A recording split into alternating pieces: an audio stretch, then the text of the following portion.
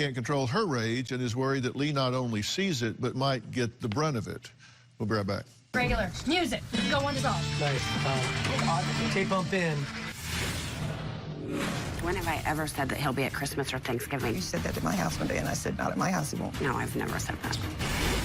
And later, Jenny gets angry. She curses, rages, out of control. In Lee's presence, Jenny has a tendency to abuse alcohol because of her unhappiness. I feel like I'm a good mom because I would never, ever turn my back on my children, ever. Tomorrow on an all-new Dr. Phil. From nurse's aide to living in her car. I didn't put myself in this position. She thinks there's a conspiracy. Everybody was starting to act weird. The lady at the rent-a-car. what's the common denominator? I'm not good at fractions. That's tomorrow. I can relate to Jordan having to not be able to raise his daughter. I placed a daughter up for adoption when I was 15 years old, so I can be compassionate with Jordan because I always wanted pictures of my birth daughter. Lee is absolutely beautiful, so very smart. She's just really excelling in life. Though Jordan doesn't deserve to know how Lee's doing, I am super proud of Lee, and I feel like it brings him some joy in a situation where there is no joy being in prison. Well, Emma says Lee needs to be in a safe home with no communication to her abuser, not incoming, not outgoing. And I agree with what you're saying, particularly when I hear what he's saying, because he's saying, we need to do this my way.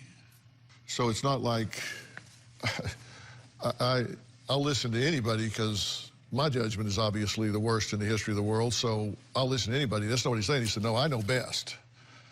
I'm going to do this my way. They try to tell me, but I'm going to do this my way. So it doesn't sound insightful or remorseful to me whatsoever. And he's still showing signs of impulse control issues. Would you agree with that? Yes. He's writing letters and talking to Lee, which is clearly in violation of the restraining order, whether she gets them or whether she doesn't. One of those, he wrote he wants to kill his father in a letter. He's in a gang in prison. He's been in multiple fights. He beat up a child molester.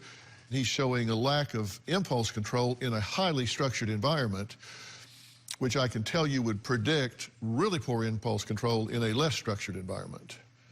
In a letter that was from Jordan to Jenny, in terms of not taking accountability, he said, but it's not my fault.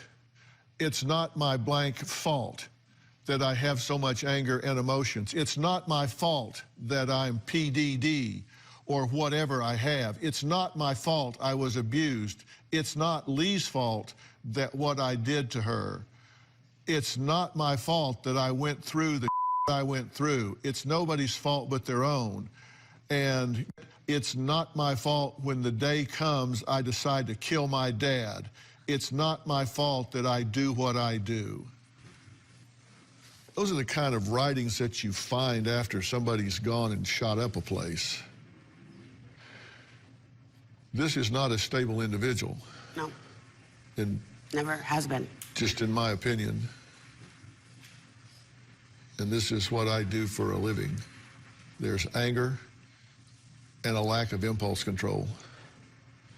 And those two things equal things like stomping a baby, killing somebody. This is high risk. Very.